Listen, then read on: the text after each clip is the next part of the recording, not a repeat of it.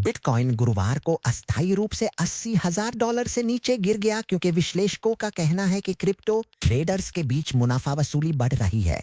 इस गिरावट ने संयुक्त राज्य अमेरिका में बिटकॉइन एक्सचेंज ट्रेडेड फंड्स में 5 दिनों की लगातार आमद को रोक दिया, जो संस्थागत निवेशकों की भावना में बदलाव का संकेत देता है। ट्रेडर्स अब कई प्रमुख समर्थन स्तरों पर नजर रख रहे हैं, जिन्हें गहरी बिकवाली को रोकने के लिए बने रहना होगा। ये गिरावट क्रिप्टो बाजारों के लिए कुल मिलाकर स्थिर सप्ताह के बावजूद आई, जिसमें बिटकॉइन पिछले 7 दिनों में लगभग 2% बढ़ा था। फियर एंड ग्रीड इंडेक्स वर्तमान में 38 अंकों पर है, जो बाजार में निरंतर भय का संकेत देता है। हालांकि भावना 26 के निचले स्तर से थोड़ी सुधरी है। विश्लेषकों का कहना है कि हालिया तेजी के बाद अल्पकालिक मुनाफा वसूली अपेक्षित थी और ये मूलभूत रुझान परिवर्तन का संकेत नहीं है। दुनिया की सबसे बड़ी चिप निर्माता कंपनी एनवीडिया ने बिटकॉइन माइनिंग कंपनी आयरन के साथ $3.4 अरब का सौदा किया है। इस समझौते के तहत एनवीडिया को 3 करोड़ आयरन शेयरों के वारंट मिलेंगे, जो प्रयोग करने पर लगभग $2.1 अरब की हिस्सेदारी होगी।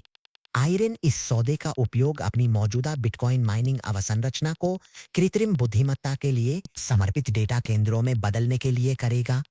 निवेश बैंक बर्नस्टीन ने इस घोषणा के बाद आयरन का लक्ष्य मूल्य $100 तक बढ़ा दिया है।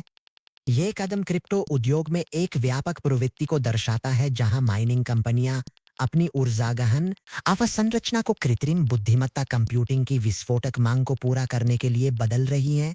एनवीडिया के लिए यह साझेदारी मौजूदा बिजली आपूर्ति वाले परिचालन डेटा केंद्र स्थानों तक तत्काल पहुंच प्रदान करती है।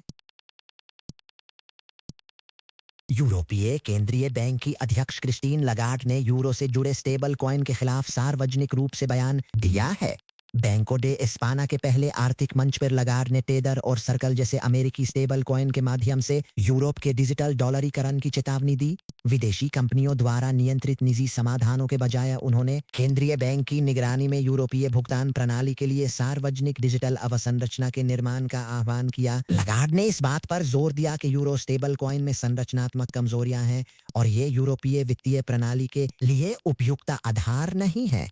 यूरोपीय केंद्रीय बैंक निजी क्रिप्टो करेंसी के राज्य नियंत्रित विकल्प के रूप में डिजिटल यूरो पर काम जारी रखे हुए है। यह रुख अमेरिका से बिल्कुल विपरीत है, जहां कांग्रेस निजी स्टेबल कॉइन जारीकर्ताओं का समर्थन करने वाले कानून पर सक्रिय रूप से काम कर रही है।